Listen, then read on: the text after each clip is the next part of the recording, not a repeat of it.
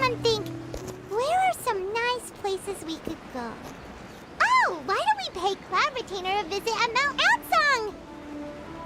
It's been a while since we last saw that illuminated bird. She's always the one popping up out of nowhere and scaring us half to death. So let's surprise her this time.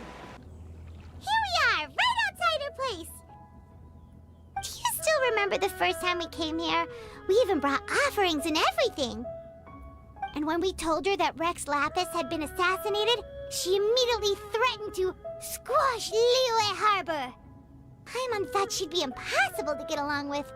But now that we've spent some more time together, she's really not like that at all. We probably don't need to bring any offerings now that we've gotten to know her pretty well, right? Still, Paimon's got some snacks around here somewhere, so if she really wants something, we can just use that. Huh? Traveler, did something catch your eye? Whoa, what a pretty lady! Is she also here to visit Cloud Retainer? Yeah, you're right. All it takes is one look and you can tell she's someone special. As expected of that bird lady, really. She must have a whole bunch of Adepti friends from all over the country. Okay, but if we're both friends of Cloud Retainer, then we're basically friends by association, right? Want to go up to her and say hello? I will leave the introductions to you. Helping you make more connections is a part of Paimon's job as your reliable guide. Paimon's got this.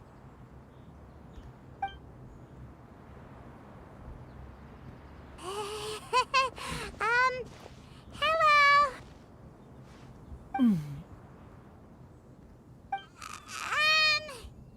Paimon is Paimon, and this is the Traveler.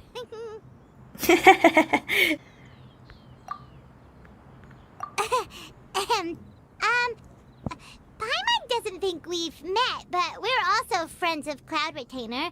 May we have the pleasure of learning your name, Madam Adeptus? You two... What is this tomfoolery? Has this shift in form so clouded your eyes that you no longer recognize one anymore? Wait, you're... Huh? You're the illuminated bird? But you look... human! How did that happen? Oh, donning human form is scarcely any test of one's abilities. As for your confusion, one merely had no reason to indulge such inclinations before. So, you're indulging now because...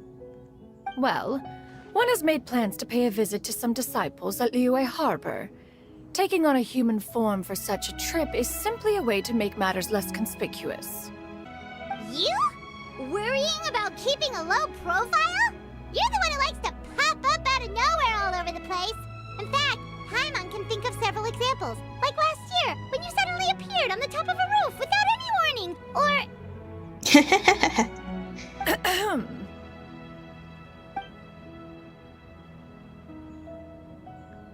Hey, didn't we agree not to bring that up unless she asked?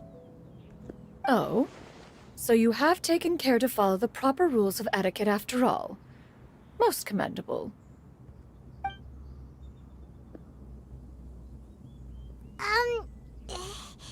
Well, this is all Paimon's got. You don't mind, right? One has never found oneself lacking in basic comforts. On the contrary, it is the gesture that one values above all else. So long as you've shown proper respect and consideration, the quantity or quality of the gift is but a trivial matter. That kinda makes Paimon feel a little guilty for trying to keep them for herself. Anyway, where were we before you reminded Paimon about the gifts? Ah, right. So by disciples, you must mean Ganyu and Shenhe. It's also been a while since we last saw them. Maybe we can come too. One planned to extend the invitation even if you had not raised the matter yourself. Shenhe and Ganyu should be quite pleased to see you again. However, one would first inquire as to the reason behind your visit here. You have cause to seek one's company? No reason in particular. Yeah, we found ourselves missing you and wanted to see how you were doing. We were hoping you'd tell us one of your stories. Who knew we'd run into your human form while we were at it? Is that so? If there are no urgent matters at hand, then let us make haste for Liyue Harbor. Ganyu is likely still working at Yue High Pavilion, so that shall be our first stop. Sounds great! Then let's all go to Liyue Harbor!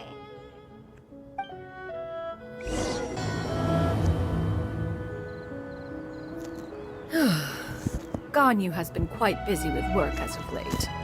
One can count on one talon the number of times she returns to Mount Outsong each year.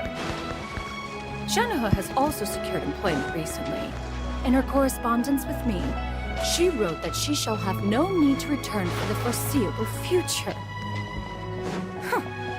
Did they think one was so easily mollified?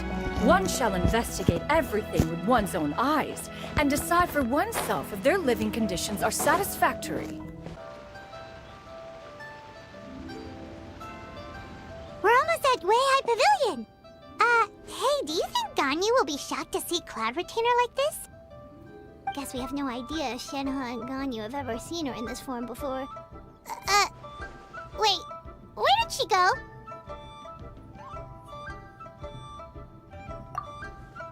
Why are you just standing there, Cloud Retainer?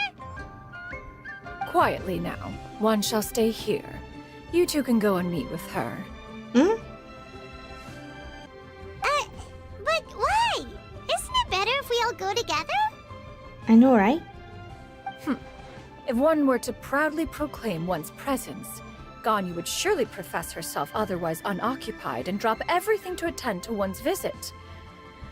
One fears that would only result in her staying up all night to make up for lost time. Oh, right. Okay. That makes sense.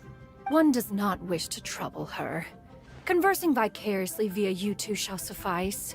Do remember to inquire as to her recent well-being. Again, do not mention one's presence here. Got it. Fair enough, makes sense. Alright then, we'll just pass on your regards and... Oh, there she is. Cloud Retainer? Oh, Oh, busted. Is that lady someone you know, Ms. Ganyu? She is indeed. I'm sorry, Huixin, but could we delay the upcoming meeting for a little bit? I believe my schedule today is quite full. Although, perhaps I could move some work to later in the evening. Oh, not to worry, Ms. Ganyu. I'll make the necessary arrangements right away. Thank you, Huixin.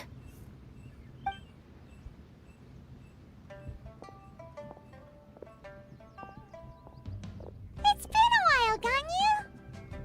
Greetings. What brings you here today?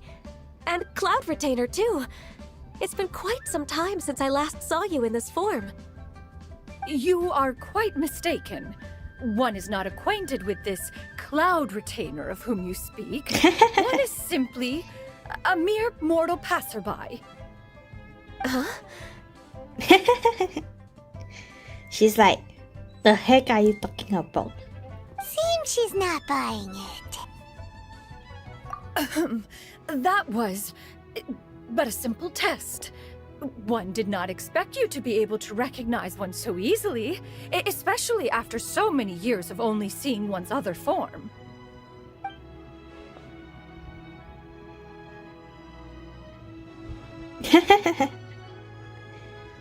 But recognizing you is, my responsibility as your disciple. An apt observation. One was simply passing by while attending to some important business. One thought it would only be fitting to pay you a visit while in the area. Wait, Paimon wasn't aware of any important... Don't spill the bean, Paimon. Cloud Retainer's right! We've still got something super important to do, so we can't stay here for too long today. Oh, is that so? But it's been so long since we last saw each other. One simply desired to see you and had no intention of interrupting your work. A quick conversation should suffice for today. A more involved reunion should wait until you find yourself less occupied. I understand. That should be fine. While one acknowledges the amount of work that you have to deal with every day, one must also remind you to rest.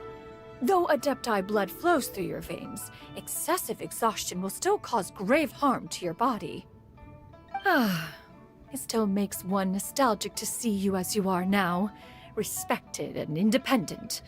When you were young, you oft begged one to cuddle you to sleep when you suffered from nightmares. Ah. Cloud Retainer! Stop! If you insist. We are running short on time regardless, so one will refrain from going into each and every story. Why don't you continue your conversation? One shall simply stand by and listen. Wow, you've been to so many new places since the last time we spoke. If you ever need anything, please just come find me at Liyue High Pavilion. Also, forgive me for my presumptuousness, Cloud Retainer, but if you plan to continue appearing in this form, don't you think it'd be helpful to adopt a human name? A human name? Huh. You raise a valid point. Considering the sheer extent of one's renown, Cloud Retainer is surely too recognizable as a name. You really think so? Not that you're not famous or anything, but that famous? You presume to know the extent of one's illustrious achievements. One would hardly think such a thing to be possible. Nevertheless, Ganyu's advice cannot be ignored. From this point on, when in public occasions, be sure to refer to one as Xianyun. Xianyun? I assume that's a reference to the full record of Pristine Pavilion. Eh? An adeptus of years past would rise with the clouds and rest with the moon. They were enlightened and wise, free and unfettered. The writer referenced Master's name to describe her carefree and spontaneous nature. Oh, that sounds super cool!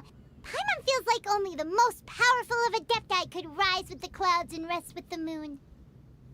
Actually, those lines were originally written to describe Cloud Retainer herself. Oh, wow. Huh? Wait, so you're really that powerful? And what of it? Did you truly take one to be nothing more than a bird of bigger than average size? I know, right? Paimon, what the heck are you thinking? Not exactly. To be fair, Cloud Retainer rarely speaks of her past accomplishments.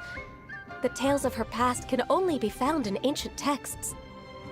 It is said that once, a long, long time ago, there was a severe drought in Liyue. Left with no choice, many people left their homes, while others spent day and night praying to the Adepti. Although I did not live through such tragedy, simply reading about it is enough to gain a visceral understanding of all the pain and desperation during that time. On top of the drought, a noxious gas also began to spread through the land. If not for Cloud Retainer's efforts, much of Liyue would be nothing more than a barren wasteland today. Oh, wow. The books had this to say about what happened. Upon arrival, the Adeptus borrowed the wind to retain the clouds. Immediately, the clouds gathered together, and abundant rain burst forth from the heavens. Drought and plague were both driven away, and the people were saved. Wow. That's incredible! Mortal records add embellishments to dramatize past events. One did merely what one ought, and even if one had not interceded, the other Adepti would surely have stepped in to help. Even so, you stopped an entire drought! Can you really control the weather like the book said? Oh, Paimon suddenly has a lot more respect for you. So it was Paimon's bad for calling you Illuminated Bird before. You're not too mad, are you? How laughable. A name is but a simple label we carry with us on our journey through the world. Why would one be offended by such a trivial matter? That's a relief. In that case, Paimon will continue to call you whatever feels right in the moment. Well, that is quite enough ancient history for now. Ganyu, have you had word from Shenhe? One has heard that she procured a job recently. Have you any thoughts on her workplace? And what, pray tell, of her monthly remuneration? Moreover, does she find herself overly inundated with work? Is she allowed time off during Lantern Rite? That is a lot of questions. There is no cause for concern, Cloud Retainer. I introduced Shenhe to her employer personally. Oh. Okay. Wanmin Restaurant's business has been booming recently.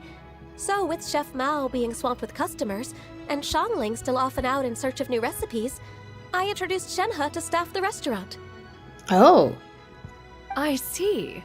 Most excellent indeed. One has had the pleasure of being introduced to that family. Xiangling is kind and astute, while her father is loyal and reliable. One has no cause to believe that they will make Shenhe's work difficult. Now, it is almost time to partake in the victuals of noon. One shall visit Wanmin Restaurant in person and see how Shenhe is doing. Huh? But didn't you just say that you had something important to do? Can that wait until after we've eaten?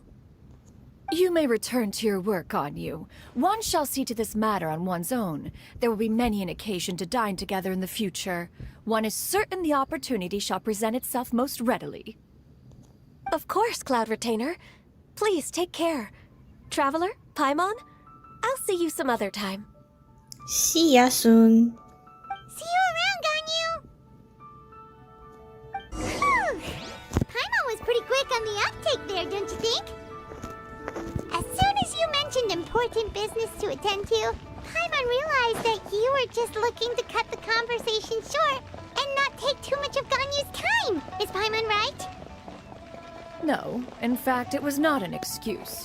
One is indeed visiting Liyue Harbor for an important purpose. Oh. Wait, for real? The moment is not yet upon us. Still, the truth will be revealed to you in time. Huh. She really seems to be playing up the whole mysterious Adeptus thing right now. Is it because we just heard that cool story about her powers? You get what I'm saying, right? Yeah, how can I not? Not even fine food is enough to distract from the presence of a fine lady, huh? Oh, I'm far more interested in getting her details than ordering any dishes. Hey, how about you ask her? You do it. No. I think you should. Wait, she's coming. What can I get for you today? Greetings, miss. I was just wondering if you'd be willing to... What would you like to order?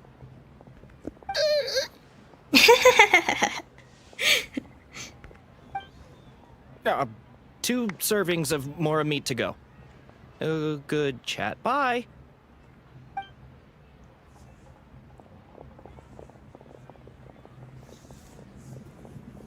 Shenhe!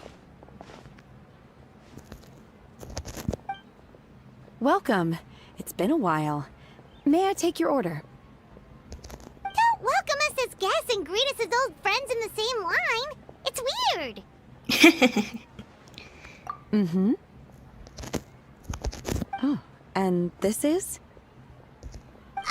This is Miss Xianyun. Master? Huh? One does not recall ever revealing this form to you before. How were you able to ascertain one's true identity with such ease? I've trained and lived with Master for more than 10 years. I would recognize you no matter what form you take. Oh, wow. You... Is something the matter, Master? Hardly. One simply learned of your employment from your letter and came to check on your well-being. And check out the great food, too! Indeed. It's almost lunchtime. My apologies. I'm still on the clock and can't talk for very long. Well, if it isn't the Traveler in Paimon, are you here for Shenhe? The lunch rush isn't in yet, Shenhe, so I've got things covered for now. Go ahead, sit down and enjoy some time with your friends. I'll let you know if things pick up. Thank you, Chef Mao. Woohoo!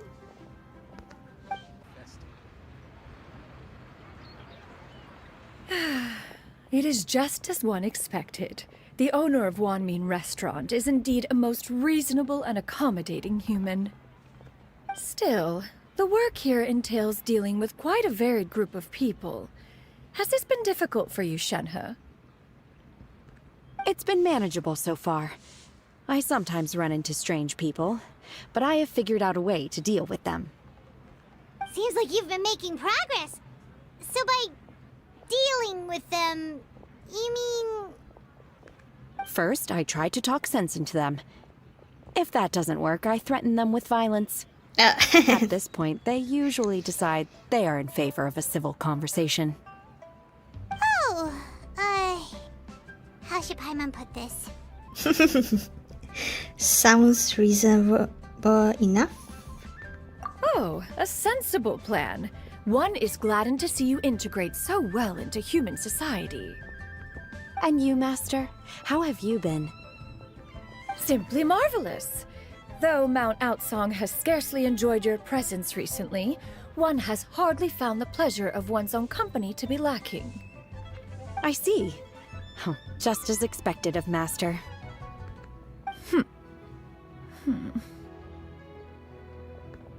I have missed Master quite a bit too. Even though work has been busy lately, I've already had a conversation with Chef Mao about taking some time off soon to visit Master. Oh, you did? Do make note of such matters in your letters in the future. There's hardly a need to keep one in suspense. Whoa, her mood shot up just like that. By the way, Master, since you are in Liyue Harbor, have you had the chance to visit Ganyu? Indeed. She is similarly preoccupied with her work. There was time only to exchange a few simple pleasantries. Ganyu told us the story of Cloud Retainer's name. It was amazing. We never knew how powerful she was before. I see. In that case, allow me to also share a story about Master's past. Ooh, that's nice. That's nice. I'm interested. Oh? Is that a problem, Master? I believe this to be a good topic of conversation. No, not a problem. One was simply caught off guard. But no matter. Please, proceed. One is most curious to see how much of one's own conversational prowess you possess. Master once participated in a race against Mooncarver. After Mooncarver lost, he insisted that Master's ability to fly gave her a natural edge in such a contest. In response, Master agreed to forego flying in return for being able to use one of her devices in the race. Mooncarver accepted, only to find Master with a brand new device on the day of the contest. Ah, Huh, what kind of device was it? It was a mechanical vehicle made out of iron. What was it called again? Oh, an electro-powered bicycle? Oh, you refer to the bicyclical Thunder Flashmobile. One spent Oh. 49 days conceptualizing and crafting it. It need only be infused with adeptal energy. Oh, it boggles the mind why Mooncarver ever supposed he might best me in a contest of locomotion. Though he sprinted with all his might, he could barely keep up. Alas, the one flaw of my mechanism lay in its weakness against mountainous terrain. One was thwarted mere seconds from victory when it was thrown off course and failed to make it across the final stretch. Truly a most unfortunate turn of events. Anyway, do go on, Shenhe. Master, that was the end of that story. Is that so? With you gone, one has seldom felt the desire to call upon those old fossils for another contest. What is a race without spectators, after all? Have you been lonely, Master? Lonely? Huh. At one's age, entire human generations come and go in the blink of an eye. Even one's own self-directed musings can span several days and nights. 'Tis a most foreign sentiment. The mere mention of it is preposterous.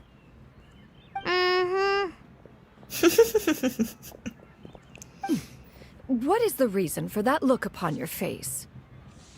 It's nothing. It's just... Well, Paimon gained a lot of respect for you after listening to that story of you summoning the rain and everything. But all it took was a few words out of your mouth and it's like you're back to being that illuminated bird again. Paimon's just a little bit confused. Which one of the two is the real Cloud Retainer? To me, they are both, Master.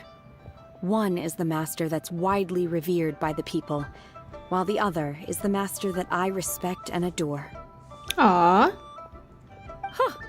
One finds oneself exalted yet again with sweet words of praise and flattery of a most extravagant nature.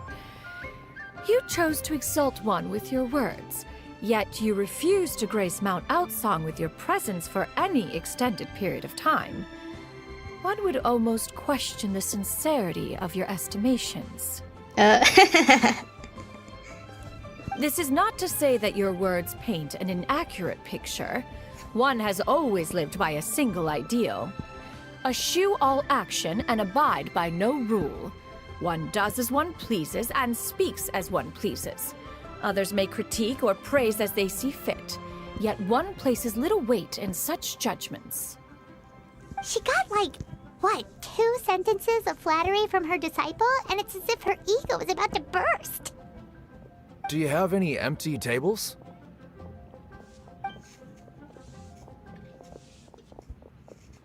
Hey there, could we get another fish stew?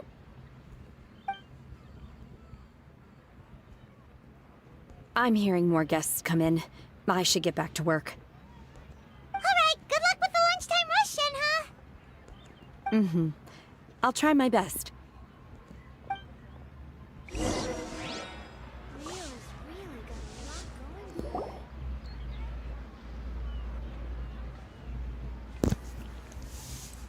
So much yummy food! Paimon's gonna feast! One is fond of all kinds of delicacies and delights in a multitude of flavors. The dishes here demonstrate no shortage of culinary skill. Their unique flavor profile has left one more than satisfied. In fact, one has been struck by quite the fit of inspiration. One has already begun to conceptualize the next generation of supreme cuisine machines. What? Everything's so Wow. tasty! A bit too hot at times, but still super tasty. I'm sorry, miss, but our tables are full. Shall we try somewhere else, Granny? But it smells so delightful. Can we really not eat here? My poor legs can't go on for much longer. Well, you could always check with some of the other guests and see if anyone's happy to share a table. Okay, I'll ask around.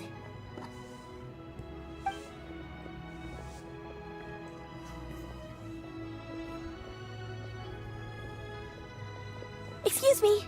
Would you mind letting us share a table with you? There are no empty tables left, so... Ah, well, Paimon doesn't mind. What about you guys?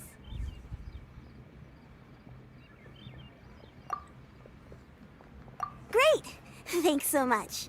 My name is Xiu, and this is my granny, Yuendai.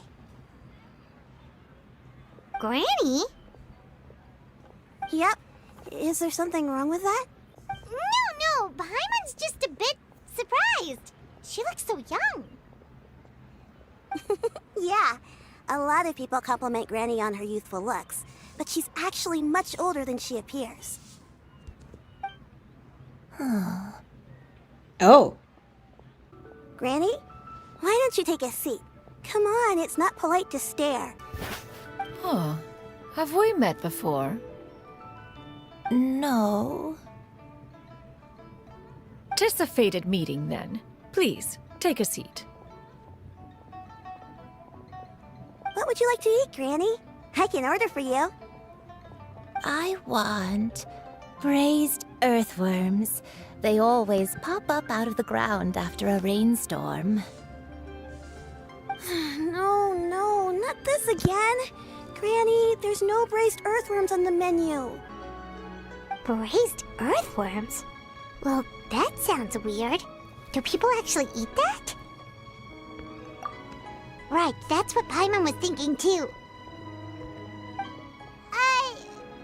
Need any help? Help? Oh, do you mean with Granny? Thanks, that's nice of you to offer. Granny has pretty bad dementia, so her memory's getting worse all the time. She's always saying things that sound kinda confusing. Actually, her memory's been bad ever since I was little. But it's gotten so bad lately that I even have to remind her who I am every morning. They died young. It's just me and Granny now.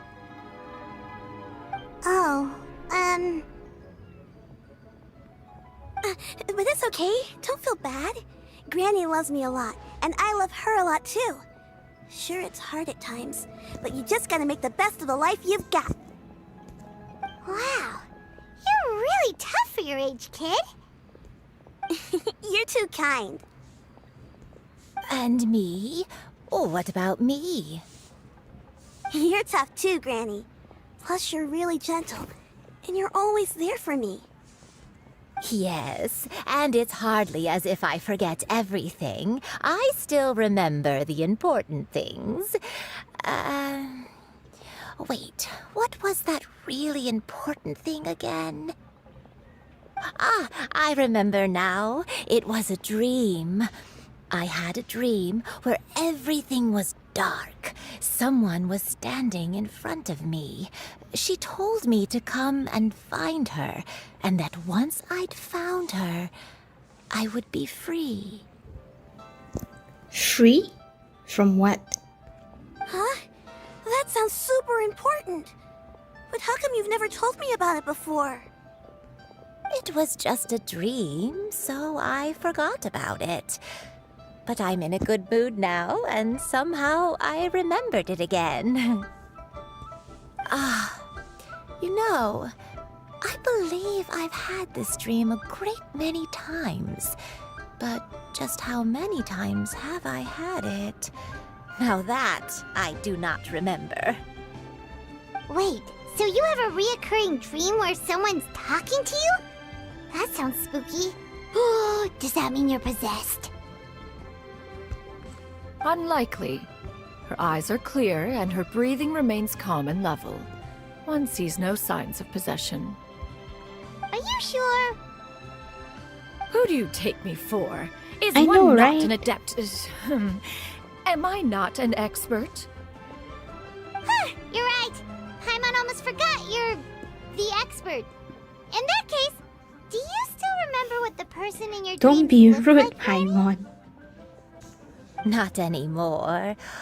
Although, I have a sense that she looked rather like me. But not as I am now. My younger self. A younger version of Granny? This is just getting weirder and weirder. What is going on here? As one said, fate must have brought us together. You may leave the situation to me. Are you sure? So, what are your names? Paimon's Paimon. Just Xianyun is fine.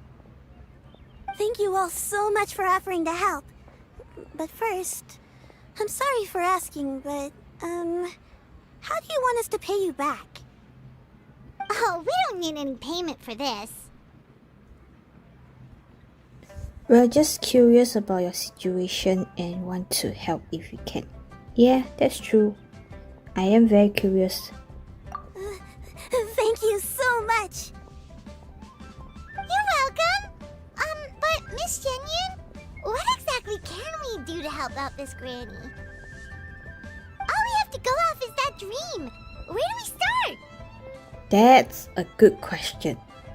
That is elementary. Since her dreams portray her younger self, then we shall retrace the steps of her youth. Once we have revisited those places, her memories will likely return. Sounds like a plan. So, Granny, do you remember which places you went to when you were young? Why, of course I do. The heavens above, the earth below, the wispy clouds, and the emerald mountain streams. Okay, taking that as a no. Are those some sort of hint?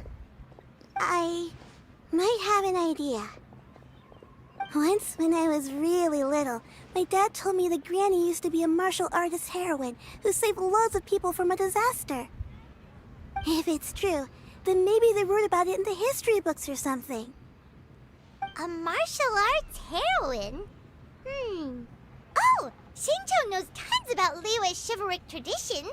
If anyone knows about the heroes of the past, it's him. Let's go find him at the Feiyun Commerce Guild. Are you leaving already? But I'm still hungry. I'll go order some food, Granny. If there's nothing on the menu you especially want, I'll just get a few different things. It seems we must part ways for now. The Traveler and Paimon are bound for the Feiyun Commerce Guild, while Yuendai and Shuyu shall remain here and partake of their lunch. As for myself, I have matters to discuss with Streetward Rambler. Streetward Rambler? Oh, you mean Madam Ping! Precisely.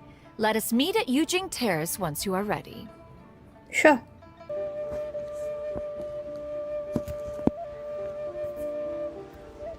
Huh. It's you two.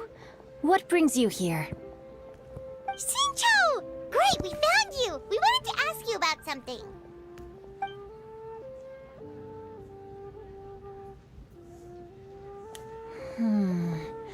That's not a whole lot of information to go off of. I don't know if I can say for sure. Anything is useful and appreciated. I can't pinpoint her identity from your description alone. But considering her age, I am reminded of a nameless heroine who's been featured in various chivalric novels. Nameless heroine? That's right. The novels often speak of a great drought from 50 years ago. As the people suffered, a nameless heroine appeared and began to clear away evil spirits and bandit camps. The people idolized her, but never learned her name. All they knew was that she always acted alone. Later, though, she supposedly fell in love with a similarly noble-minded exorcist from Mount Tianheng. They were well matched in more ways than one, often fighting together as a fearsome duo of otherworldly strength. After the drought ended, the heroine and the exorcist left the public eye and began living a reclusive life in the mountains. All that remained were tales of her incredible accomplishments. The way this nameless heroine faded from fame into obscurity later in life is not too dissimilar from Miss Yuendai. I hope that's somewhat helpful. Thanks a lot, Shinto. We knew it'd be worth talking to you. It's nothing at all. Just something I came across while reading. I did do a bit of extra research on her story, but it was just out of personal curiosity. Well, Paimon still thinks that's super cool. Oh, wait, Shinto, if you've read up on her, do you know of any places often associated with her? Ooh, good question. Let me think. In the novels, the nameless heroine always appeared near one of three places. Wangshu Inn, the area just north of Jueyun Karst, and Qingyun Peak. Perhaps the real-life heroine who inspired the character was also often seen near those three places. That would explain why those locations appear in the various novels written about her. Oh, that's interesting. You're welcome. To be honest, I found some parts of the story confusing when I first came across it. If Miss Yuendai was indeed the original inspiration for the character, she may just be able to help me put the pieces together. It's rare for a chivalric hero to fade into obscurity during their lifetime, even after retiring from the public eye. But no one ever saw or heard from the nameless heroine again. There were even rumors that she became extremely ill. I've never understood why someone would go to such lengths to erase themselves from public memory. It's almost as if she was trying to hide from something. There's probably far more to the story than what's been written. We'll be sure to tell you if we manage to uncover the truth. That's a deal. Perhaps, behind the truth of it all, there lies a story more fantastical than any work of fiction. Paimon feels like we just learned so much from Xingqiu. A drought, a nameless heroine, a life of seclusion. Wait, why does the story sound super familiar? Oh, right! There's a drought in this story, too! Xingqiu, are droughts super common in Liyue or something? Well, they used to be. But people have long since developed methods to prevent them, like by cultivating the soil or digging canals. So while droughts do happen from time to time, they are rarely regarded as true disasters. The drought 50 years ago is probably one of the worst we've had in the last several centuries. The crops withered, the streams ran dry, and the monsters in the mountains became rabid and agitated. Countless caravans were attacked, and people who lost their homes came together to form bandit groups. What started as a natural disaster soon became a human tragedy as well. That sounds awful. Yeah, and that's exactly why the nameless heroine was so beloved. She must have been someone of true integrity, to do so much for the people while asking nothing in return. Still, as terrible as that drought was, it was nothing compared to the truly calamitous disasters that befell this land in ancient times. They say that back in those days, disasters were both more severe and more common. Only the strongest of Adepti could hope to dispel the ruin and devastation. Do you have any other questions? We're good for now. We're just going to head back and meet up with Miss Xianyun and the others again. Paimon hopes that Granny Yuendai will be able to remember more of her past. She used to be a great hero who saved many people. So sad that she can't recall any of it. Anyway, we'll be off now. See you some other time, Xingqiu. Thank you so much for your help. It's no problem at all. Safe travels. Time erases everything. Even the greatest of heroes will have their legacy reduced to the small fraction of their deeds that were committed to paper. But I think the magic of chivalric novels lies in the way you can catch glimpses of a noble soul from a few mere paragraphs. I have recorded the tune that you requested. I hope it will be of help to you. Oh, thank you.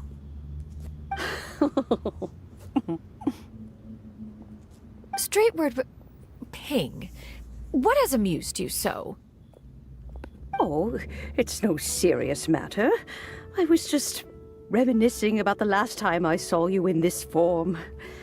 Time has wrought such change in this world, and yet you appear just the same as ever. Time has little bearing on one's existence, nor has one keenly felt its effects whilst dwelling at Mount Outsong. Nevertheless, Ping, one would like to seek your counsel on a personal matter. Oh, why so formal all of a sudden? I must say, you're making me a little nervous. What is it? Well, the inquiry is as such.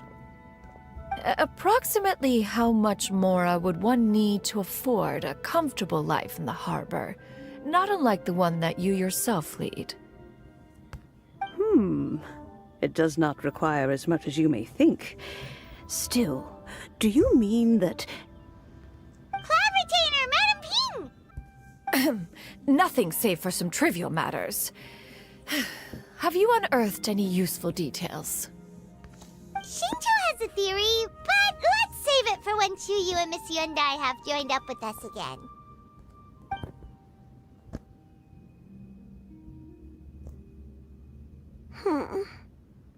Do not be troubled, young lady. Here, have some tea. Thank you so much. What do you think, Xiu? Does it match up with what you know of your granny? According to the story, the nameless heroine eventually fell in love with an exorcist from Mount Tianheng. Maybe that's my grandpa. I don't have many memories of him, but there was this one time I found a box in her attic full of a bunch of weird sigils. Seems like the stories were on the right track. I think so too. Granny might remember something once she's returned to a familiar place. What marvelous tea. I can taste the dew's sweetness in this cup. It's as if I was taking a stroll in the mountains, thoroughly one with nature and at peace. Is that so? Then please drink as much as you like. There's no need to hurry. At our age, it's always nice to slow down and take the time to appreciate pleasant conversation among friends. Thank you. Okay, since we have the time, can I ask you something? Sure, what is it?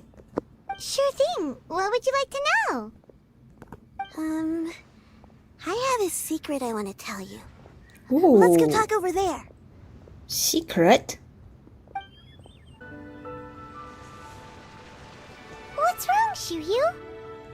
Well, I've been kind of meaning to ask ever since we started talking in the restaurant, but are you guys all adepti in disguise?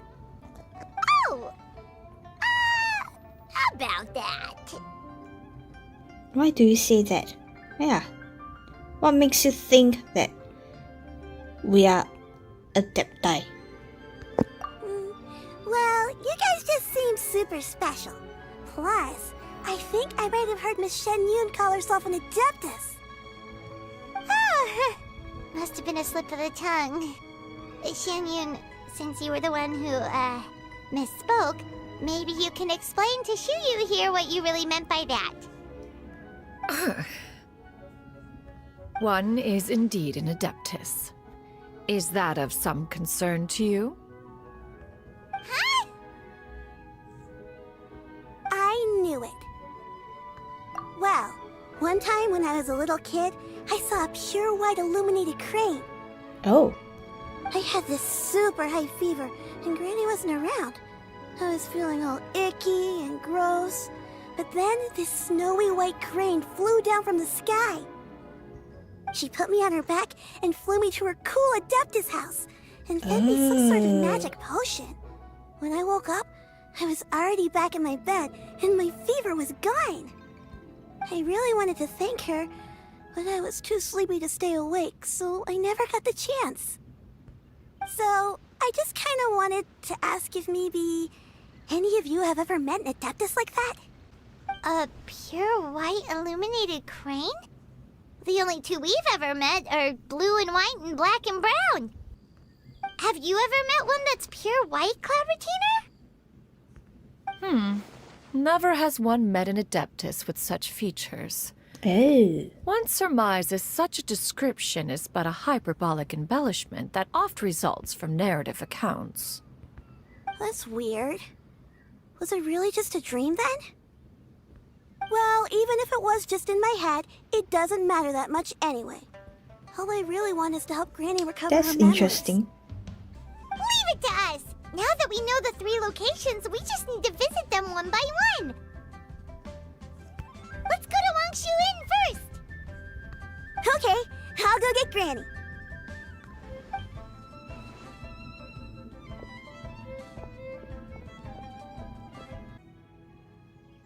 Wangshu Inn. Wangshu Inn.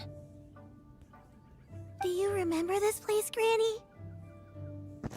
Yes. The fish here is very delicious. And if you look out into the distance, you can always spot a bird that's been left behind by its flock. I believe I used to have a room here. It had a window. Yes, I spent a lot of time looking out that window. Which room was it again? Let me look. I'll come with.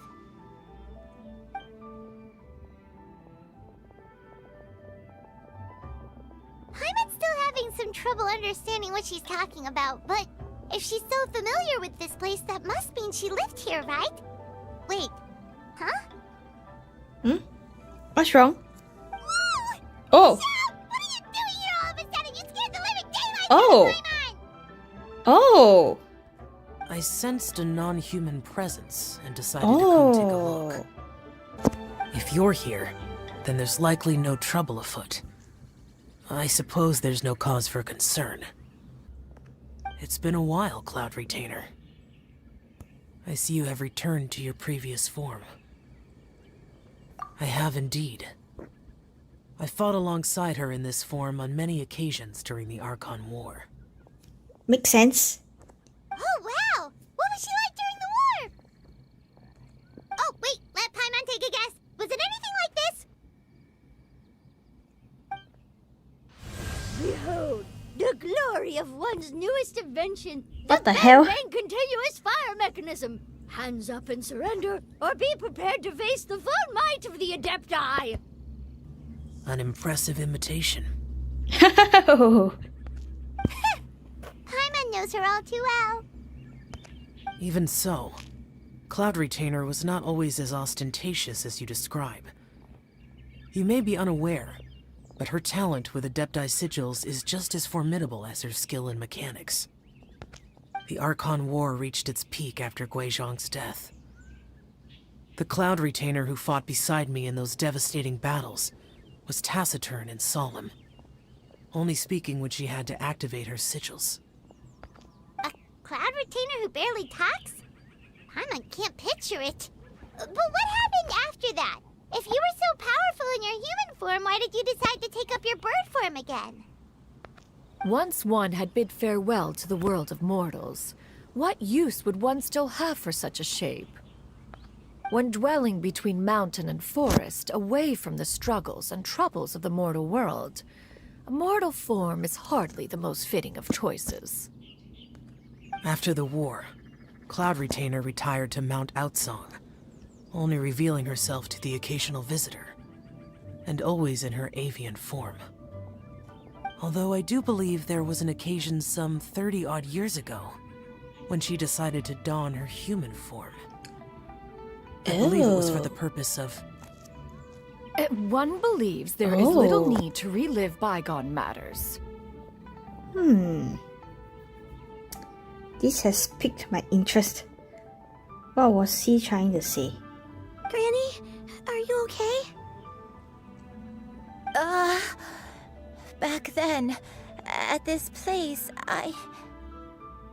Perhaps this conversation should end here. I shall take my leave now. Aw, I want to know more. Oh well. Should you encounter any trouble, you need only call my name. However, given that you are traveling with Cloud Retainer, I trust you are in good hands. Bye-bye. Everyone, I think Granny is finally beginning to remember her past. Slowly now, calm your mind and recount what has been recalled. A long time ago, I stayed here to recuperate from my illness. Huh. So what Shinto said was true! You did fall ill! Was that why you went into hiding? I don't remember. I'm very sorry, but I can't even remember the name of my illness. The only thing I can remember is that it took a great toll on me, and there was no cure for it. I was confined to my room in Wangshu Inn, where I spent many days unconscious. I'd come to every once in a while and stare at the migrating birds outside the window. It was a solemn sight. I remember crying, but I'm not even sure I knew why. One day, I met a traveling merchant. Upon hearing of my illness, he sold me a bottle of soul-revitalizing tea pills.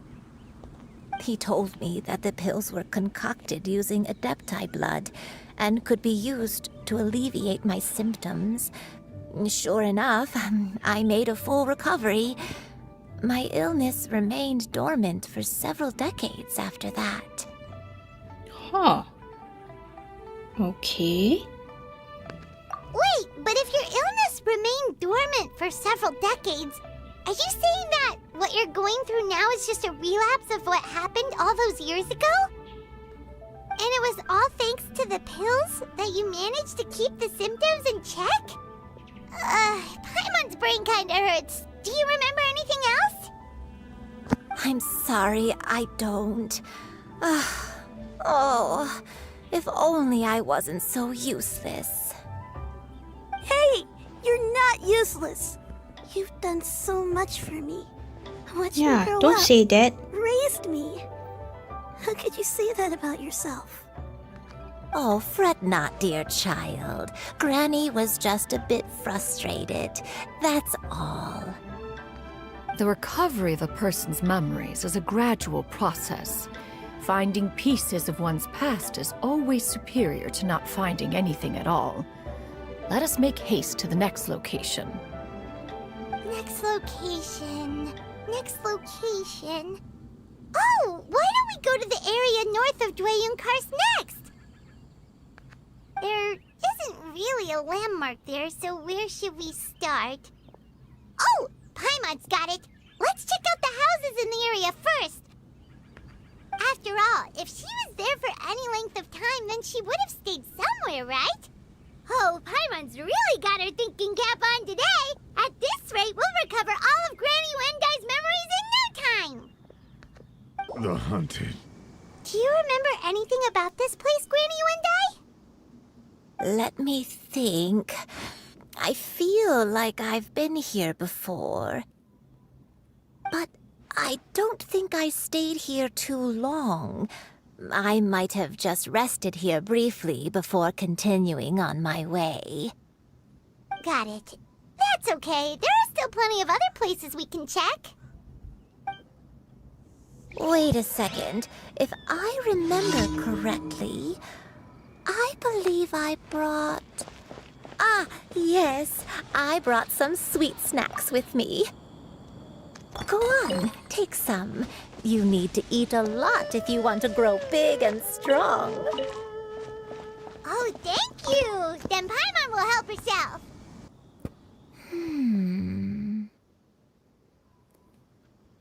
I don't remember this place at all.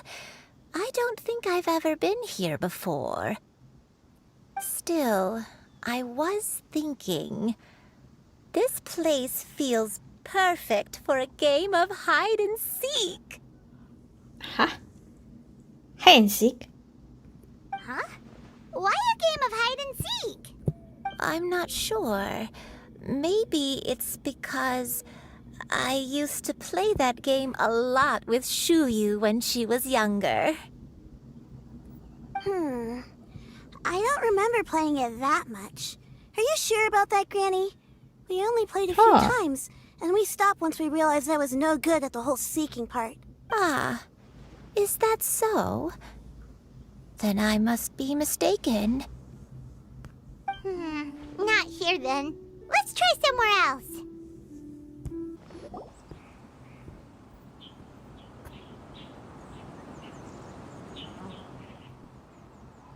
Paimon sees an abandoned house. Why don't we take a break over there?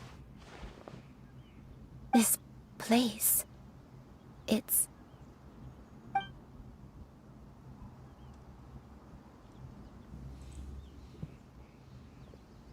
Did you remember something, Granny? I remember. Shuyu, this is where your father was born. It was a moonless night. I had been injured, so your grandpa was supporting me. We fled together with some being in the fog behind us in hot pursuit. Oh. Oh. Okay. I had exhausted my strength when the labor pains came on, so we took refuge in this house. Your grandpa set up a barrier outside, but neither of us knew if it could hold the monsters back. I remember that night. I remember falling to my knees, reciting a prayer over and over. I alone am the source of this sin. Punish me as you wish for forsaking my oath, but spare my innocent child. Sin? Oath? Did you do something wrong? I don't know. I don't remember. I only remember praying in the darkness with all my strength until the sun finally rose again and the fog cleared out. Eventually, the house was filled with the sound of my baby's first cries. That baby was your father. I remember I clutched him tight to my chest and wept tears of joy. It was the first time I'd ever felt such happiness in my life. My dad? He was my pride and joy, and so are you, Shuyu. You're so much like him, and I love you both so much. But you're always going to be different from me.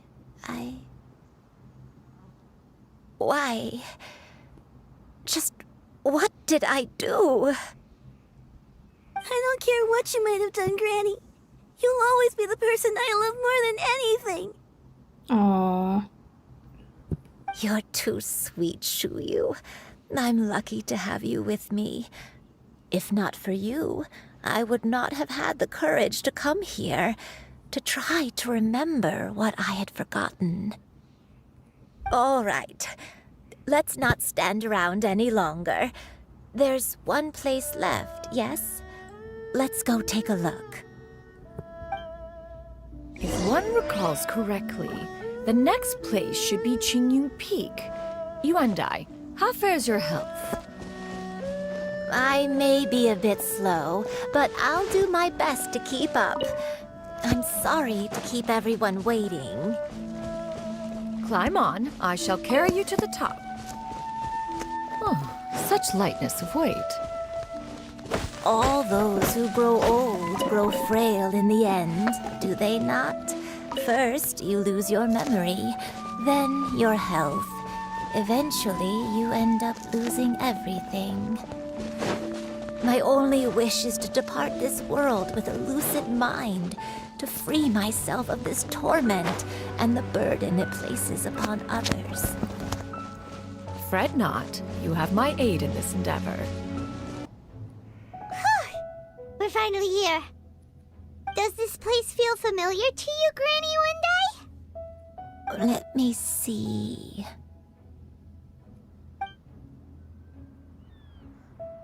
How strange.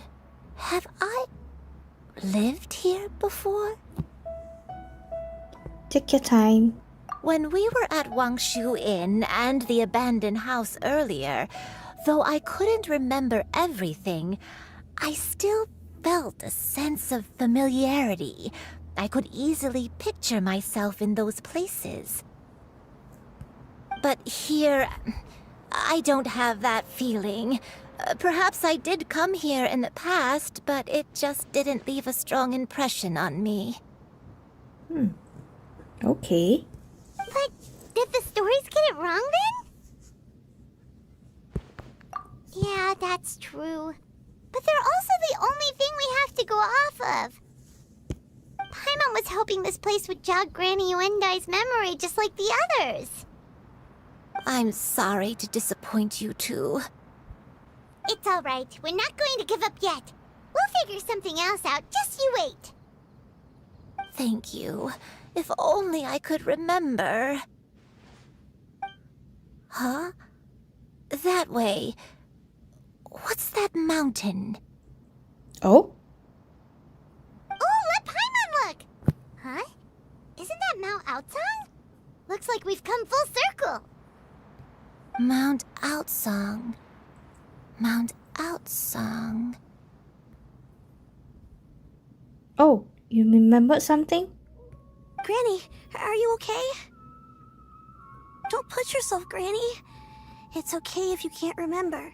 You shouldn't do something that makes you sad. Mount Outsong, What am I really? Mount Outsong holds some familiarity to you?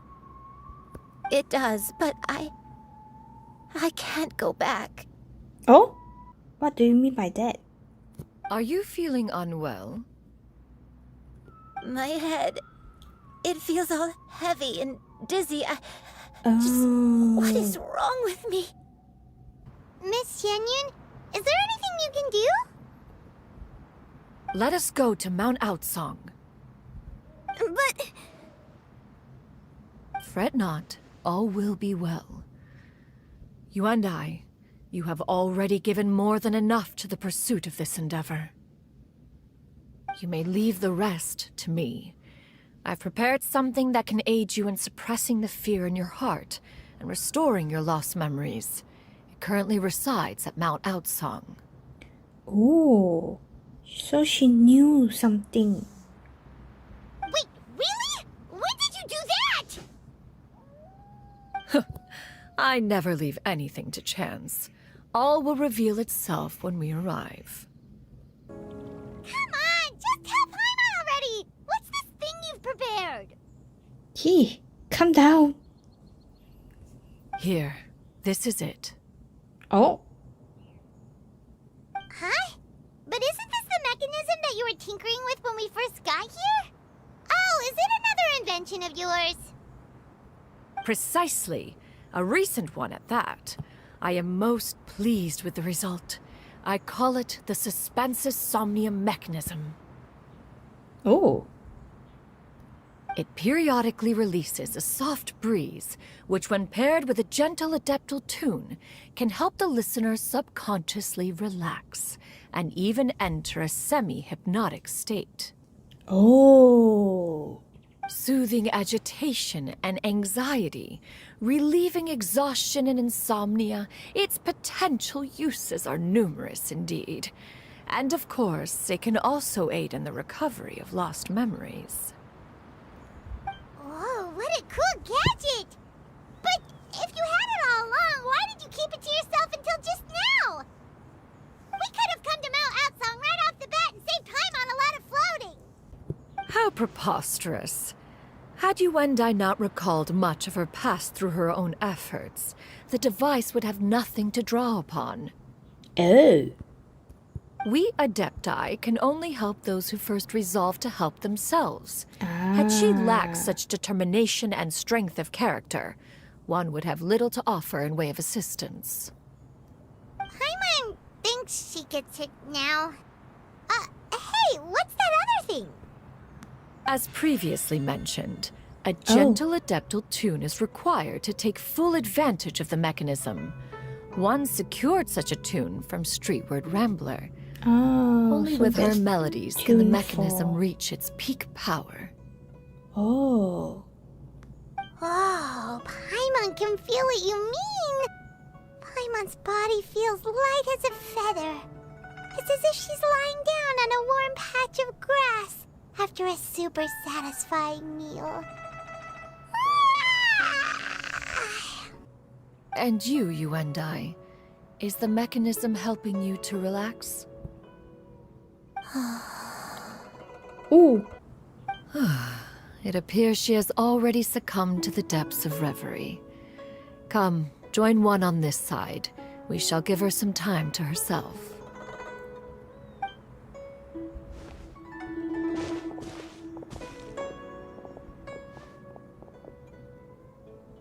The drought is over. But why do you look like you want to cry? Oh. Is that her husband? The potion. It's nearly run its course. I've never regretted meeting you. Not even for a second. Please, Please, no.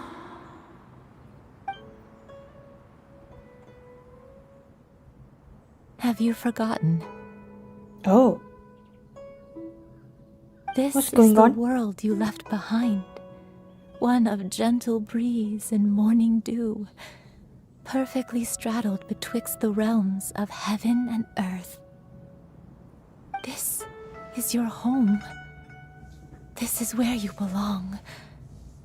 You should have never left. Oh. The you of the past, the me from not that long ago. We should have never. Oh. Oh, so she's the white crane.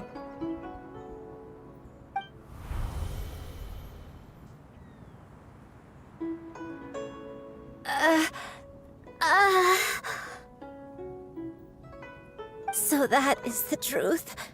No wonder this place is so familiar. Granny!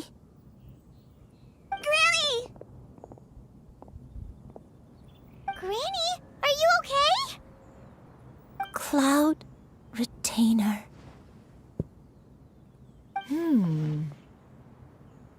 Your memories have returned?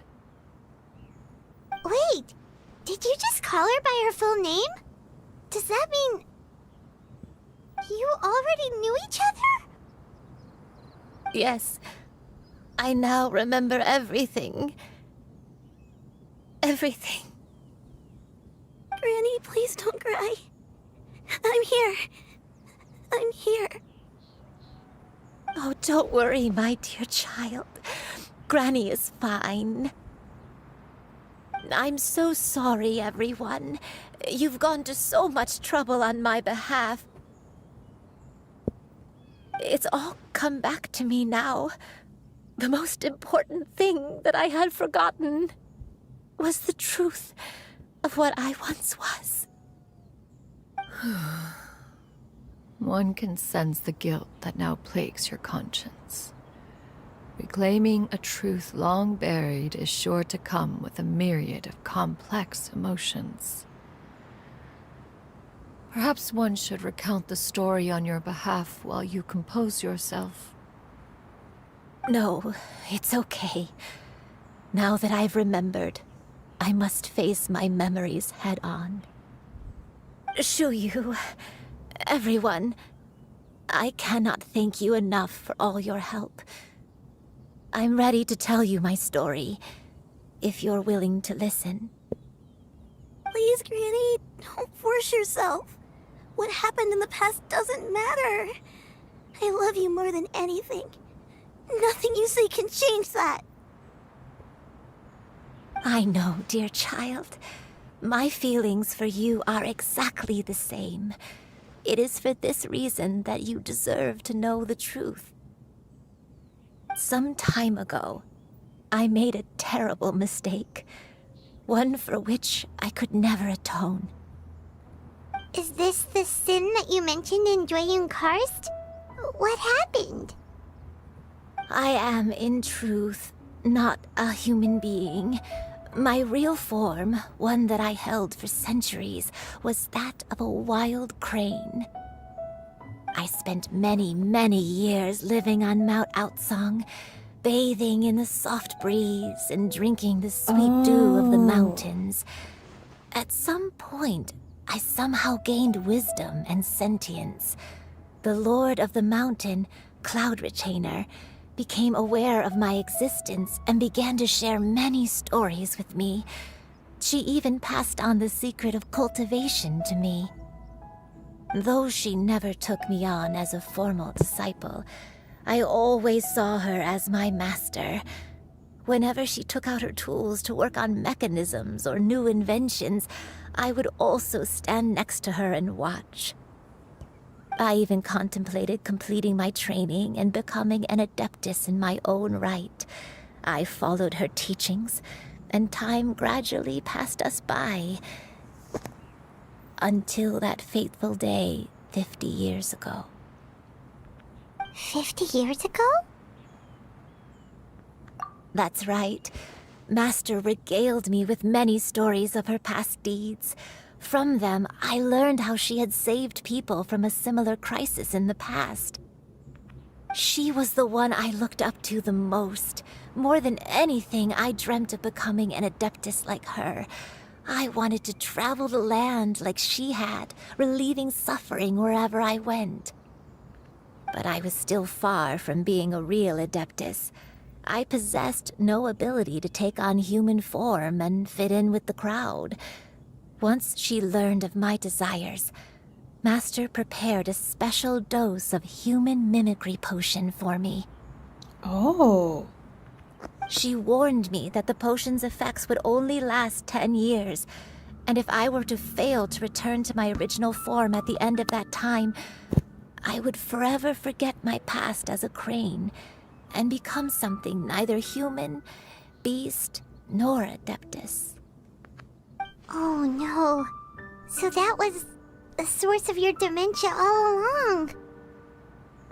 Was it because of Grandpa? Indeed, I fell in love. Though he was human, he had spent his entire life training on Mount Tianheng. When we met, it was not only my first foray into the world below, but his as well. Although clumsy and impulsive as he was, you'd think he was the real strange bird among the two of us.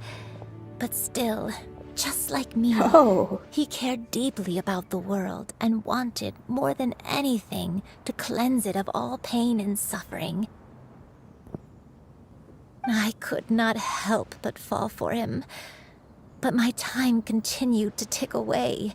Those 10 years passed by in a flash. Yet I did not want to leave his side, so I... What did you do? Oh no. What happened next? I committed an offense. I wanted to stay with him, even if it meant living a life full of pain and suffering, even if it meant that I would eventually turn into a monstrosity. I knew I had betrayed Master's hopes, but I was too ashamed to face her. So I wrote her a long letter instead and asked someone to leave it outside her abode. I was convinced that she would not support my decision, and I lacked the courage to speak to her face to face. In my shame, I fled and tried to hide from the world, such that no one would be able to find me again. Wow. So that's what happened.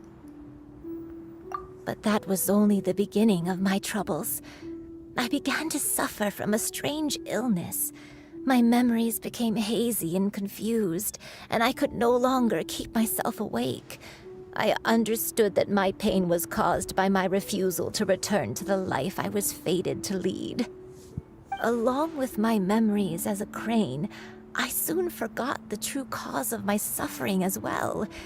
I knew only that I had committed a sin. All I could do was pray for forgiveness, even if I had long forgotten what needed to be forgiven. Looking back, I was beyond lucky to have come across that traveling merchant at Wangshu Inn. It was such a fortunate coincidence that we were there at the same time. If it weren't for those soul-revitalizing tea pills, I probably would have... It was her, right? I was thinking about it. Granny! What's wrong? Coincidence? Why did I ever think it was a coincidence? Tea pills concocted using the blood of an adeptus? No, it couldn't be. Master, don't tell me. Back then, that merchant was actually... Human custom would dictate the conferral of gifts to be in order when one's progeny is wedded, would it not? Consider the pills a symbol of one's best wishes. So when I tried to conceal my name and mistakes from the world and hide myself away in perpetuity, the only person I managed to deceive was myself. You knew where I was all along. One still remembers when you were but a fledgling. You possessed a certain fondness for a particular game. You would hide yourself among a group of wild cranes and ask one to pick you out from among the flock. One found you with such ease every time. 'Tis a truth most evident. One always recognizes one's own, no matter what form they may take. Wait! Paimon's confused! So, Cloud Retainer, you found Yuendai again? But how? When? And what happened after that? Perhaps it is now time for one to recount the rest of the tale. Oh, yes, please. I'm dying to know what happened. One was furious upon receiving your letter. Seized with anger, one set out to bring you to your senses. In truth, one had more than a few misgivings about your chosen partner. As an exorcist, his talent was lacking. One could hardly say his skill with sigils was any better. But soon, one came to appreciate the devotion he bestowed upon you during your illness. He never uttered a complaint and rarely left your side. Unwilling to begrudge someone of such character, one decided to overlook his aforementioned deficiencies, glaring though they may have been. Wishing to grant you a life without regrets, one gathered many divine ingredients and used one's own blood to create a form of medicine. Though imperfect, it managed to suppress the more dire effects of your illness. As for how to deliver the medicine, after much contemplation, one eventually decided to perform the deed oneself. One took great care to alter one's features and select the appropriate attire. Only after meticulous scrutiny did one finally set out for Wangshu Inn. As one expected, you were most ignorant of one's true identity. You showed not even the slightest inkling of recognition. One was quite torn. Should one have celebrated the success of one's disguise, or mourn the loss of your acquaintance? Aww.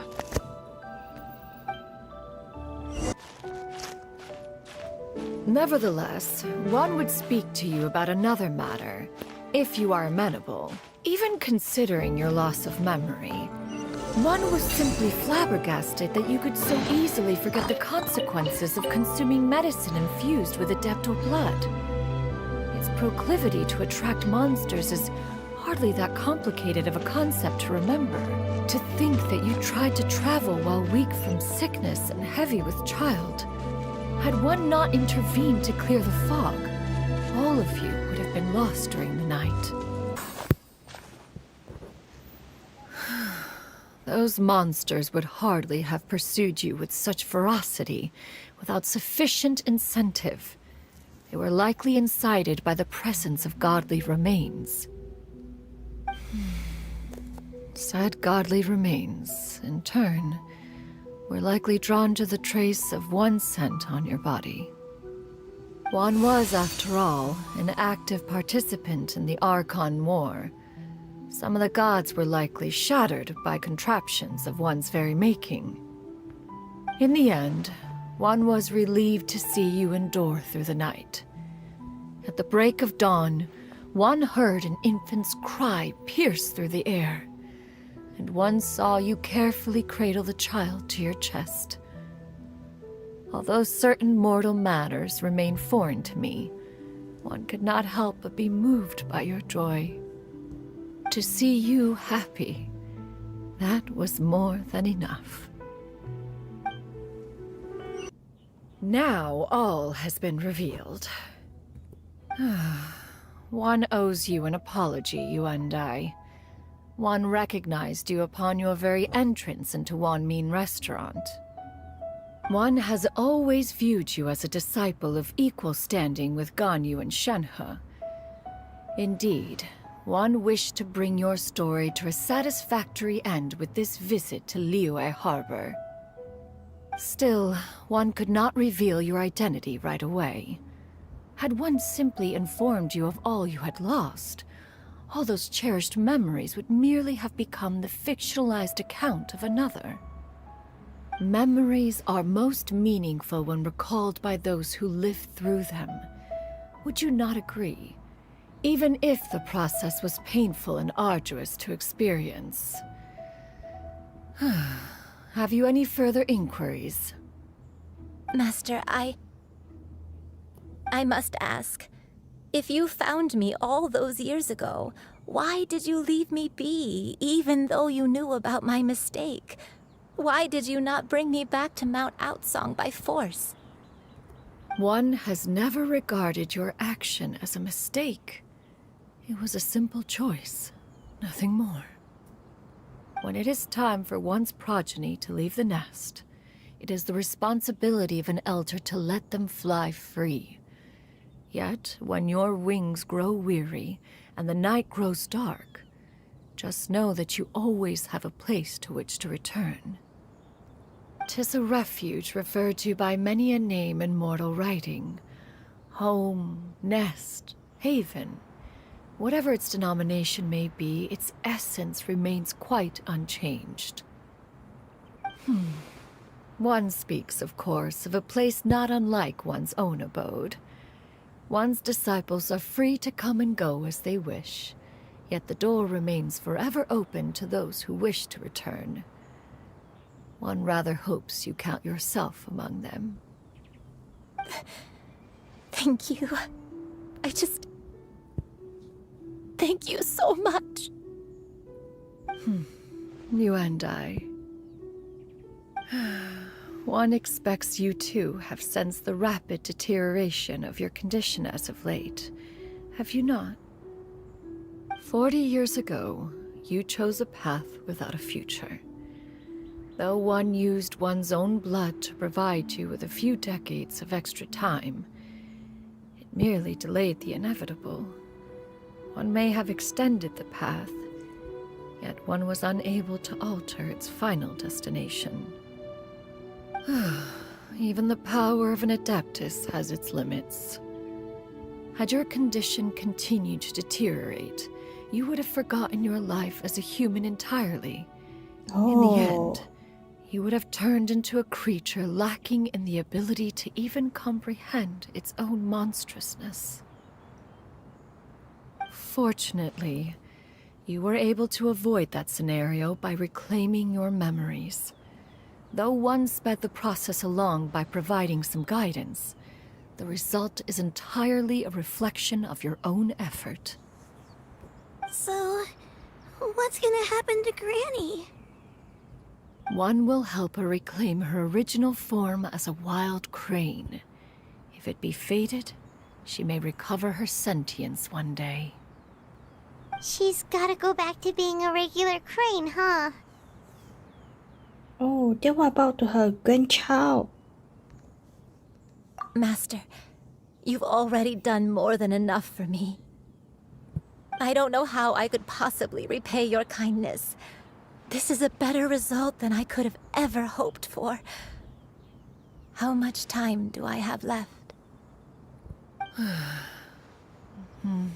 Not long. The transformation is imminent. Granny? Please don't leave, okay? Oh no! You're all I have left. Please!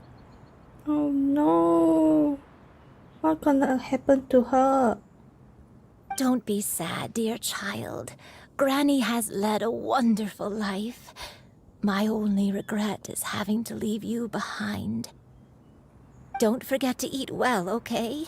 A growing young lady like yourself needs lots of good food to grow big and strong. Promise Granny you'll take good care of yourself when I'm gone. I promise, Granny. I'll do whatever you say. Good girl, good girl. Don't worry. It's not goodbye forever. Granny's gonna become the most formidable crane in all of Mount Outsong. Granny will train day and night. I won't stop until I can turn into a human without having to rely on anything but my own power. When that day comes, we'll be able to live together again, You and I. How's that sound? Good. That's a good girl. Even though we won't see each other for a little while, as long as we both work hard, we're sure to meet again someday. I'll eat well, Granny. I promise. And I'll wait for you, no matter how long it takes. I'll wait for you to come back. That's a good girl. Then Granny really has no more regrets. I'm so sorry, Master. Thank you for everything.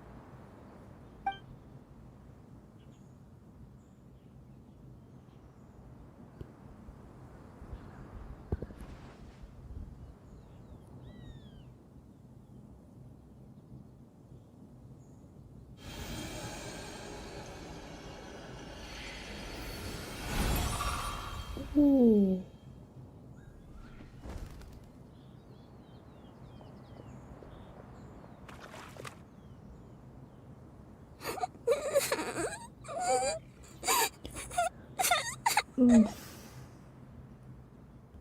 Xiao. Let her be. At her age, crying is a natural, if not fitting, response to such an event. Tears are a necessary part of maturation. Sometimes there is scarcely a better vehicle to wash away the toll of stress and misery. Now that the issue has been resolved, you should also take a moment to relax. Give yourself some time to rest. Take a nap if you must. One will wake you in due time.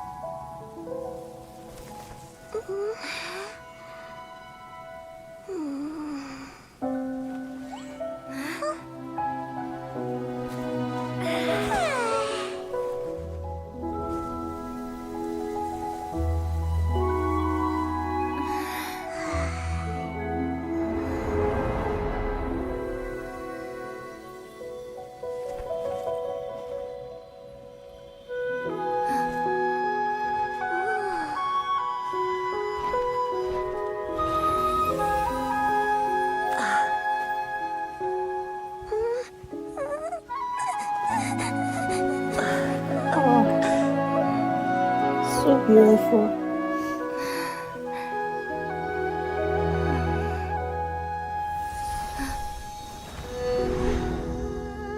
Oh.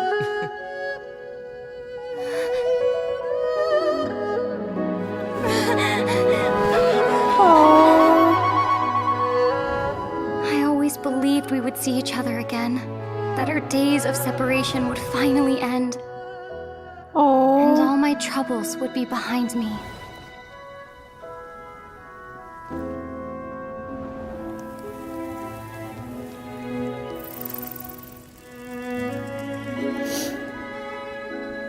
It's so sad.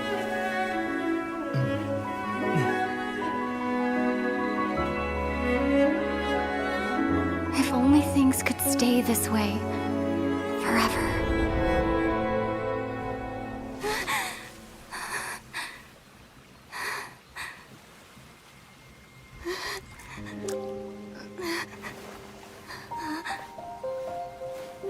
A nightmare? Curious. If you're relaxed, shouldn't your dreams be pleasant? It was a good dream. It's just... You weren't ready to wake up.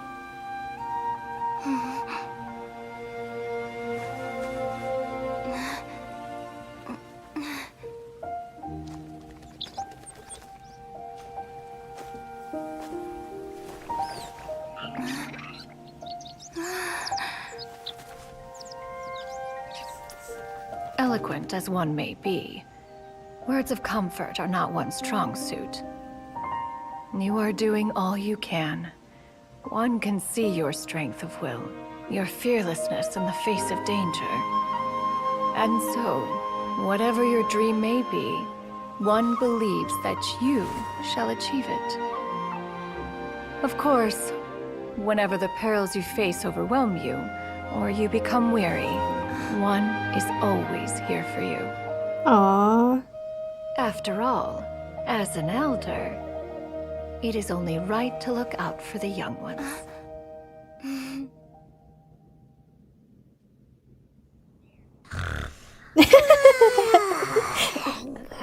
Chicken drumsticks. She's biting her thumb. Huh? Was Paimon sleeping just now? Duh, obviously.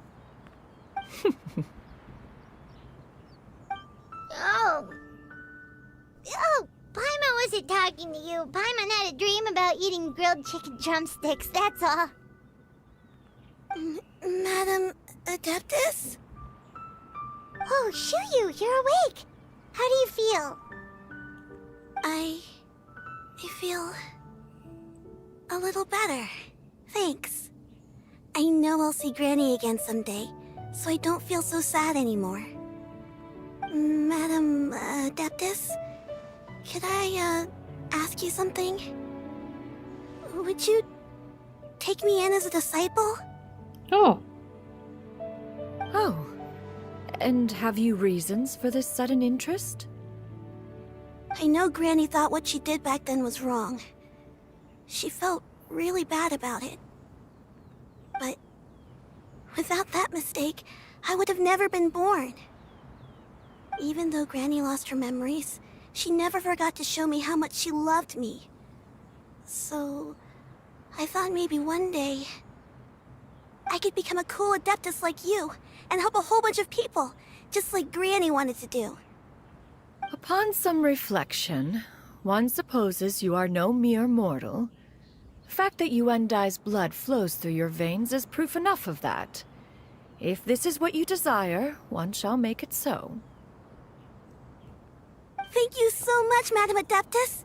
No, I mean, Master. Xiu, are you sure about this? Paimon's gonna let you in on a little secret. We've seen Cloud Retainer's 2 other disciples, and they pretty much eat nothing but bitter herbs like chin-chin and violet grass. Jeez. If you join them, you'll never enjoy Wanmin Restaurant's delicious cooking ever again.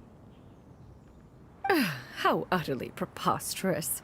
One has never enforced such a rule. Every individual must find their own path to enlightenment. So long as one retains a pureness of spirit, one's dietary proclivities are quite irrelevant.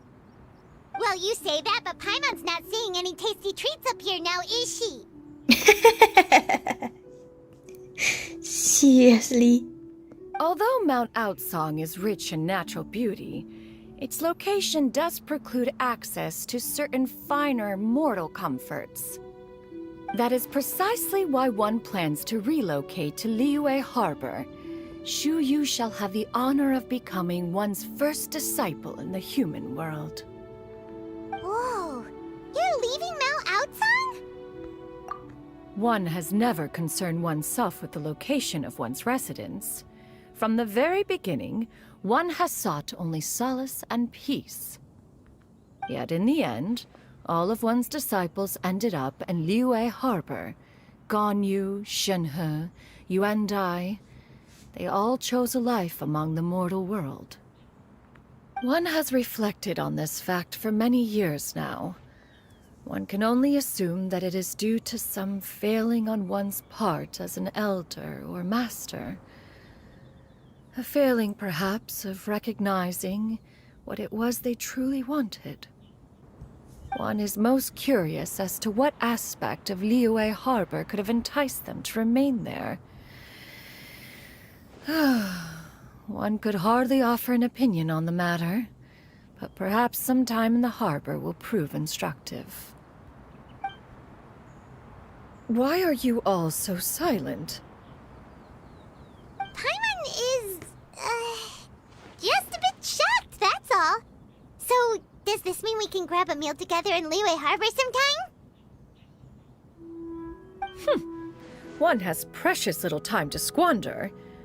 However, if one finds oneself otherwise unoccupied, one would not be opposed to the idea.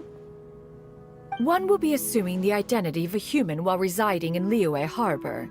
You should take care to avoid disclosing one's true identity. So, when can we expect to start seeing you in the city? Perhaps in 2 days' time. One has some matters to see to before one's departure. Preparation is the key to success, after all. One plans to put up various items from one's collection for sale. The earnings should provide for a comfortable living in Liyue Harbor.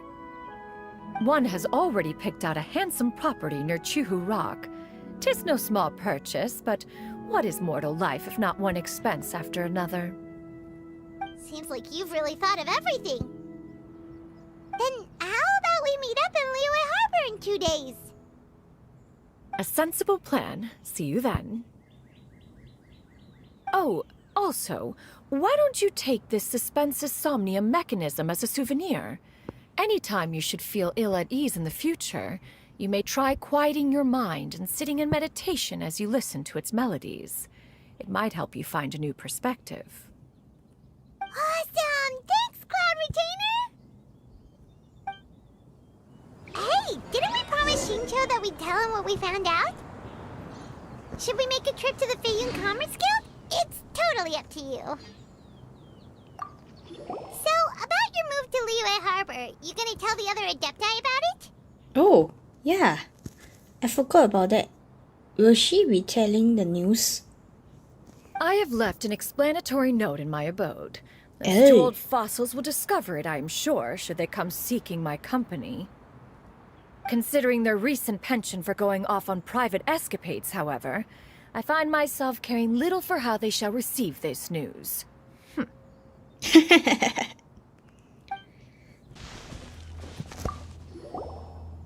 the way, Shuyu, we have a friend who helped us learn a lot of information about your granny.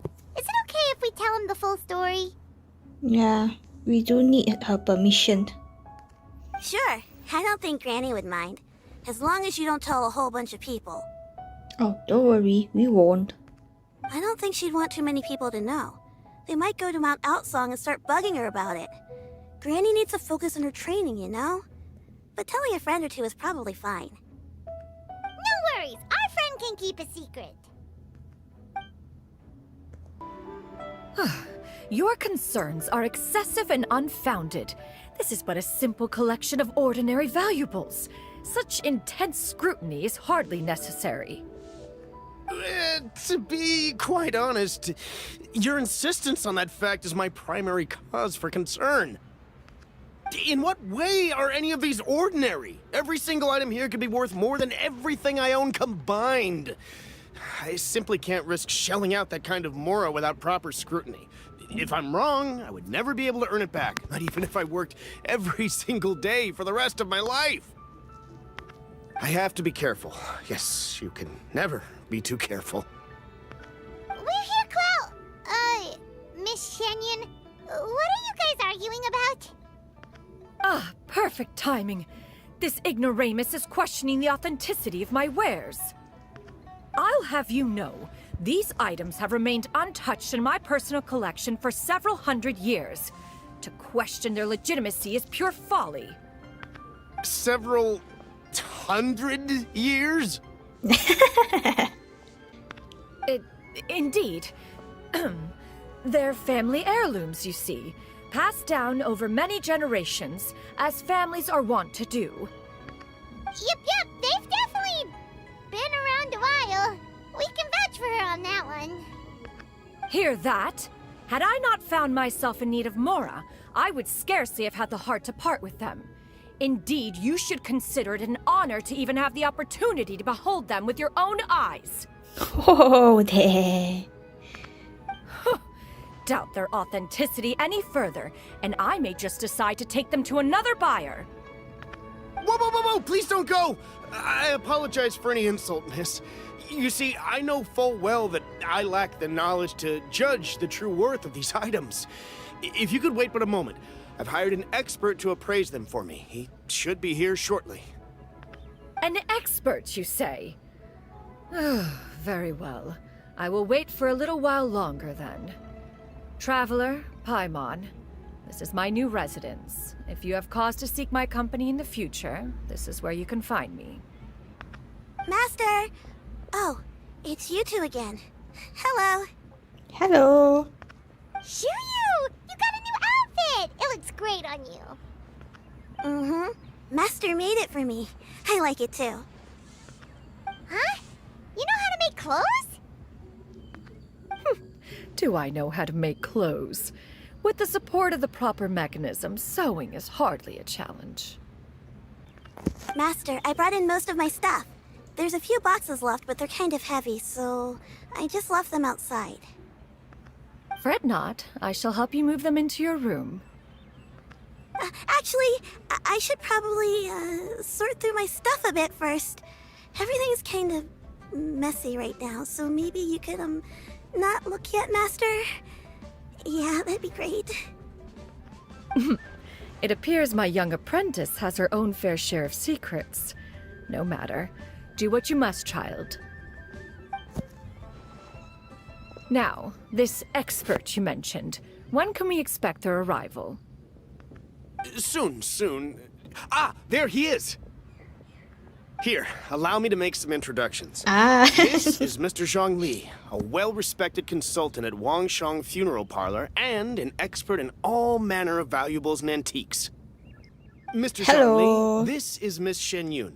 She's the one who's looking to sell the collection of valuables I mentioned earlier.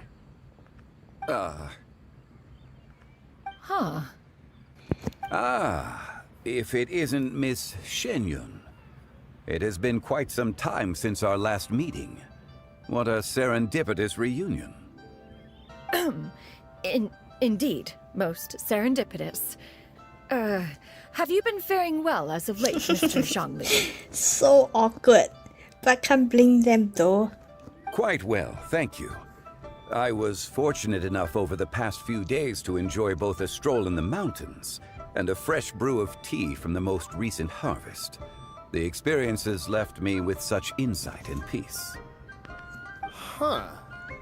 So you two are already acquainted? Indeed. How fortunate we are that fate has brought us together again.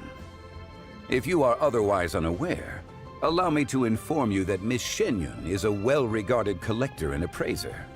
She is well-versed in all fields, and oft-celebrated for her impeccable taste. You stand to gain much from this opportunity. You are too kind, Mr. Zhongli. True collectors pride themselves on their wealth of knowledge and eye for detail. I can say without a doubt that you are foremost in that regard. Why, you flatter me, Miss Shenyun. It would seem that you are as self-effacing as ever. Not at all, Mr. Zhongli. Not at all. And he's like, what the fuck is going on? While I am loath to butt into this conversation, I must ask, you two already knew each other, and you seem to have quite a cordial relationship. Can I be certain that you're not working together to swindle me? I mean, you never know. Oh, dude. Huh! A preposterous accusation. The heavens themselves would collapse before we would conspire to do such a thing. Miss Shenyun speaks the truth. Contracts are built on honesty and trust. If that proves to be beyond your capabilities in this instance, this transaction may be taken elsewhere. Say no more. Let us depart. I jest. What fool would still harbor doubts after Mr. Zhongli himself has vouched for the goods? Miss Shenyun, wait!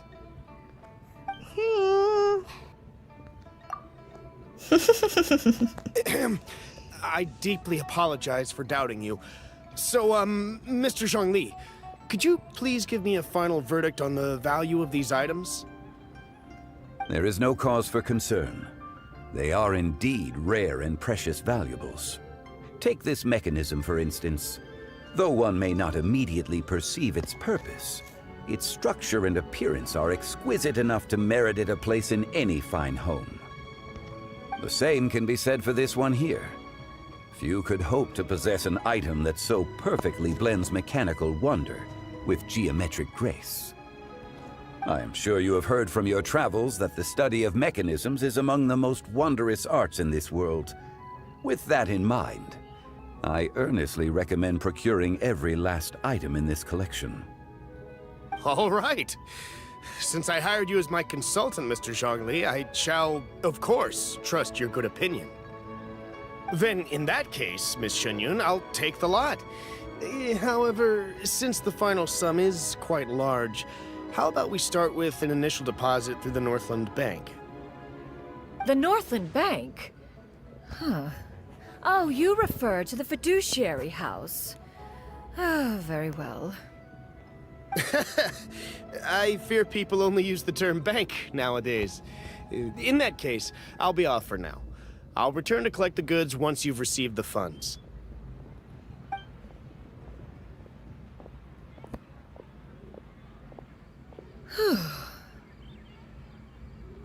Zhongli! My friends, have you been doing well? We've been great! How about you? Paimon didn't know you were such a busy consultant! My days have been quite pleasant as well. I had been quietly enjoying a cup of tea when Mr. Xiao requested my services. As for you, Miss Shenhe, I presume you must be looking to settle in the city? I must say, the name Xianyun sounds exceedingly strange coming from you. Perhaps you could dispense of that particular epithet in further conversation. Whatever for. Am I not addressing you as a friend should? Well, that is true, but... Alas, refer to me however you will. After all, a name exists such that others may address you with it. One is hardly ignorant of that fact. It would seem that you have gained many valuable insights over the years, Cloud Retainer. One has indeed. One's previous stays were all brief. Now that one has made up one's mind to move and settle, one has gained a much better appreciation of the hubbub and commotion of the city, as well as the people's hard work and ardor. This city is much changed from how it was more than 1,000 years ago. Not unlike the ocean tides, so too shall the movement of people ebb and flow. From turmoil to peace, enlightenment to aspiration. Human society possesses limitless potential. In another 1,000 years, the scene we witness here may change in ways that are impossible for either of us to imagine. Alright, that's enough reflection for one day. No need to get all sentimental on us. You make a valid point, Paimon. Now that the sale has concluded, what say one plays the host as we try some specialty dishes together? One must profess great interest in trying bamboo shoot soup. Perhaps you have forgotten, Cloud Retainer, but I once tried my hand at that dish. You were at the table on that occasion, so logic dictates that you should have already tried it. Oh? What occasion was this? It was a reunion between friends several centuries ago. Alas, you must have been too preoccupied to secure yourself a portion. Or perhaps our other companions simply availed themselves of faster reflexes on that occasion. Huh! Hardly. 'Twas most certainly out of consideration for the others in attendance. In but a moment, one will show you what it means to have a true deftness of hand.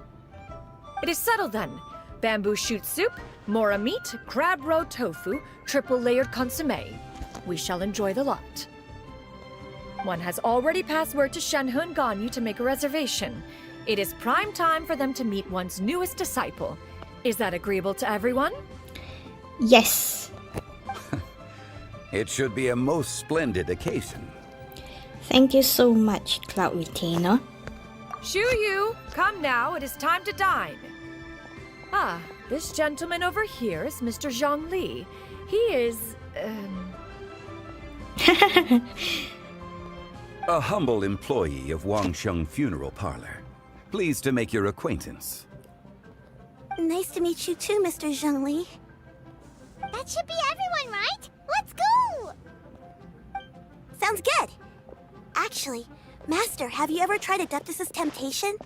I heard it's impossible to stop eating after even just one bite. You know, 'cause it's super tempting and stuff.